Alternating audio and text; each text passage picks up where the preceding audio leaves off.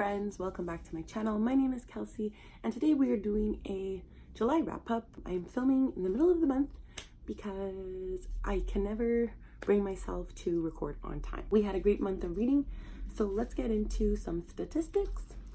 I read 13 books in the month of July, which is about 4,637 pages overall, and that averages to 150 pages a day. So pretty good, not as good as June where I was reading about 200 pages, but still solid. Then I have 0 1-star books, 1 2-star book, 4 3-star books, 8 4-star books, and no 5-star books this month. It wasn't the best in terms of rating, but I still averaged to about a 3.8, which is roughly around what I am in all my months. So we're staying within a pretty solid average of books enjoyed. Let me get right into it because we still have a lot to talk about. The first book I read in the month of July was The Need by Helen Phillips. This is an ARC I received from NetGalley. It follows a woman named Molly who, upon coming home to her house, discovers that she has this intruder who is hell-bent on replacing her in her life. That's all I'm gonna go. It's a very short book. It was only like 250 pages. I ended up giving this a 3.5 stars overall. I thought Helen Phillips did a fantastic job creating a really thrilling and compelling plot. I couldn't put this down. I read the entire thing in one day, partly because it was short, but partly because I was so engaged and I needed to know what was happening. It was like really gripping and really atmospheric, and it kept me really engaged the entire time. I was so incredibly creeped out by this world that she created. Part of what made this book so creepy was that Helen Phillips did a really good job embellishing this idea that motherhood is creepy. Her house was creepy, her children were really creepy, she was really creepy, and everything that happened felt so real that part of me was like scared to read this in my own house. I think what really diminished my reading experience with this novel was definitely the ending. I don't think it was an engaging enough and thrilling enough ending for what was created the entire 200 pages before.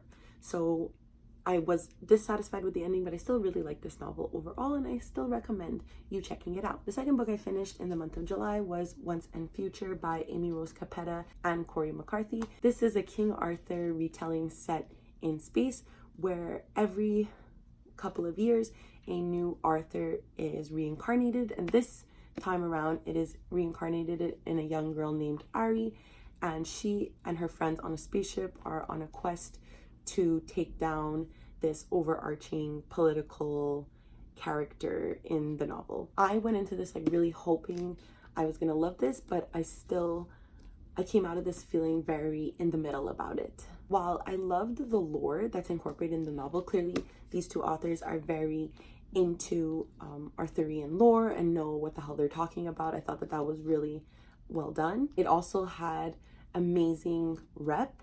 A lot of characters fall on the LGBTQ spectrum, a lot of different races, genders, sexuality, stuff like that. I think my biggest issue with this novel is that I felt like it was missing so much. There was a lot of things that lacked explanation in what was happening in the novel, and I felt really lost while I was reading it. Some of the scenes I would just gloss over and not realizing that they were important because I didn't feel like important scenes were really encapsulated the way that I think they should be. There's also a trope in here that I really don't like. It's when two siblings go for the same character. But nonetheless, this book was queer. It was fun. It just missed a lot of things that could have made it really amazing. After that, I read Master and Apprentice, a Star Wars novel by Claudia Gray. This follows Qui-Gon Jinn and Obi-Wan Kenobi when they're first starting off as Master and Padawan. I gave this 4 stars because I went into this knowing what this was going to be and knowing what I like and knowing what I wanted, and this was exactly what I wanted. I love Star Wars. I love episodes 1 to 3. Fucking fight me. I don't even care. But that being said, I don't know what else this novel really added to Qui-Gon and Obi-Wan's canon. Other than that, they had some problems, but I mean, I think that's pretty known throughout the canon and pretty reflective in Obi-Wan's relationship with Anakin. But I still loved that because I loved the partnership that was created between the two main characters. I think Claudia Gray is like well known as just this wizard at writing Star Wars novels. She makes relationships between characters feel so real, but I think my main problem with this book was definitely the pacing. For 2/3 of the novel, she took a lot of time to develop these relationships and really build upon the meaning of these friendships. And then the last 1/3, the ending, really faltered due to the fact that everything needed to wrap up so quickly. I think the twist that happens at the end of this novel was so fucking good. It really made me jump out of my seat. It came on so quickly because the repercussions of this twist were so incredibly rushed that I felt like I couldn't really sit with this twist as long as I wanted to. I would recommend listening to this on audio like I did. It has a lot of sounds from the movies, a lot of music, lightsaber noises. I think that really made me more engaged with the novel, and I think it was a really fun time, and I do highly recommend this one. It was great. Then I read Bad with Money by Gabby Dunn. She used to work at BuzzFeed and now has her own YouTube channel and podcast, one of her podcasts being Bad with Money. And this is kind of a discussion around the conversations that she has in her podcast itself and kind of an autobiographical discussion surrounding her own relationship with money. I gave this 4 stars. I am a big fan of Gabby Dunn.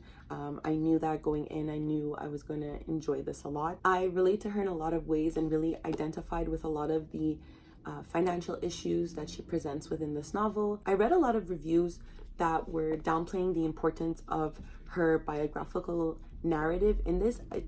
I don't think she wrote this as a financial guide. I think she wrote it just to discuss relationships between one and their finance. I really think that it was important for her to bring up these personal issues because the novel felt like I was having a conversation with my friend and understanding our own relationships surrounding money. And due to that, I think I learned a lot about the economy, financial issues right now in our current society, and I think it's really valuable for a lot of millennials who don't really understand how the economy works. My one problem with the novel, but that goes hand in hand with it being about her personal struggles, is that it was so US focused. A lot of situations in this book wouldn't affect a Canadian like me, so while interesting, it wasn't personally applicable for me. I think Gabby's humor and integrity really shined throughout this novel, and it allowed me to breeze through it in one day. I really liked it. Then I finally read Nevernight by J. Kristoff. It happened. This follows an assassin named Mia Corvair who joins an assassin school under the Red Church of Atreya, and once there, Mia has to prove herself against deadlier foes than she's ever faced before. So I gave this a 4.5 stars. This is probably one of my most anticipated books in my collection to read over there, that pile. I was looking forward to reading this for so long, and that's the reason it took me so long, because I was so nervous to pick it up. I was really captivated by Mia as a main character and her cat, Mr. Kinley. They were both really interesting characters. J. Kristoff did a really good job creating this world that was really intricate and adding characters that I really liked. I don't think there was one character in the assassin school, good or bad, in quotation marks, they're all assassins, that I didn't care for. I also really like J. Kristoff's writing. That was something I already knew, but I find his writing is extremely descriptive and beautiful, and that's something that I really value in my literature. However, my main problem with this book, and the reason I couldn't give it a 5-star, because this was so close to being a 5-star, was that the pacing was atrocious at some moments. The first 100 pages were really difficult to get through, and I was getting so nervous that I wasn't gonna like this book and that I had hyped this up in my head for no reason. There were some moments in the book that went by too fast and left me really confused, and then there were other moments that I felt really dragged on and didn't necessarily need to be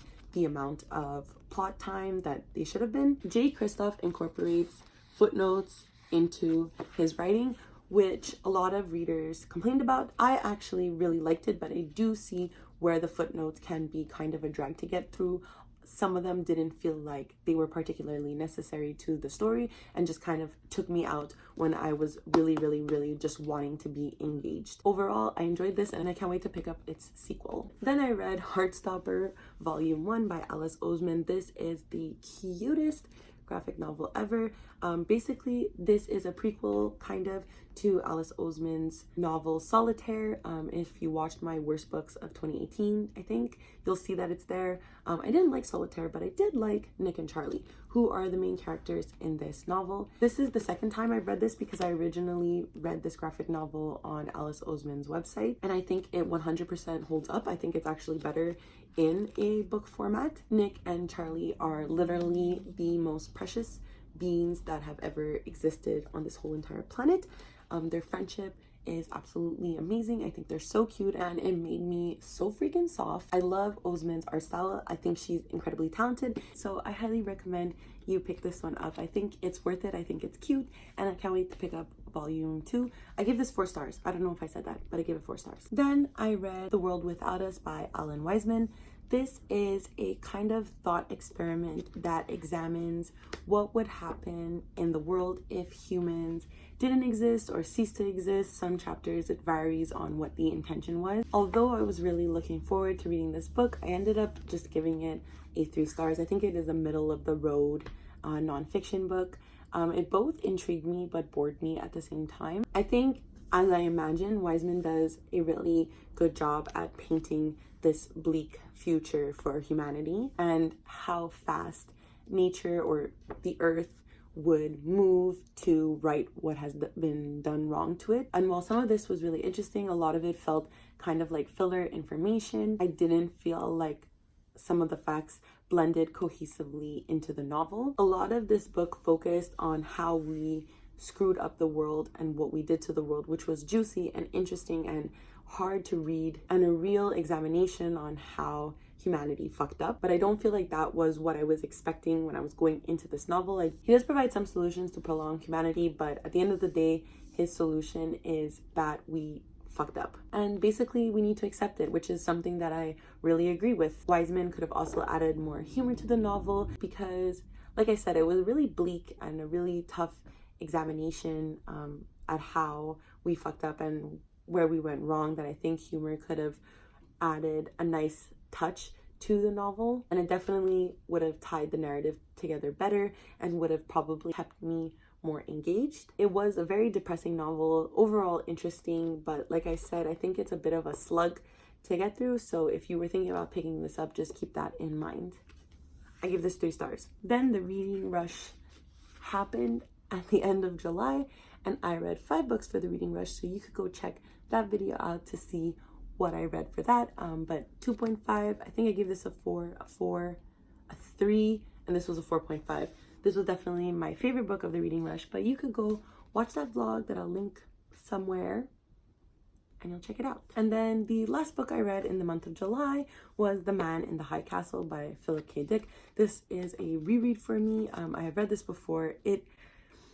I used to consider it one of my favorite novels. I don't know if I could do that anymore. I definitely lowered my rating from a 5-star to a 4 this month. I think this novel still definitely holds up, but there are a lot of issues and faults that I found upon this reread. I still think Dick is a very engaging writer, and I think he's able to create very intricate stories that are really interesting and has really great ideas.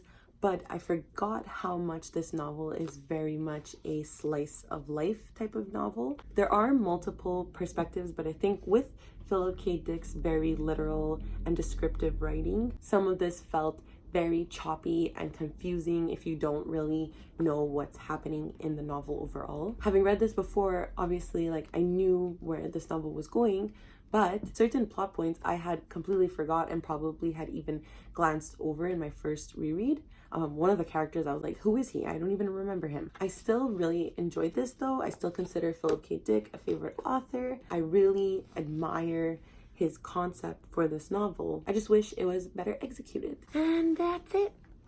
The customary end of the video struggle with the books. These are all the books I read in the month of July.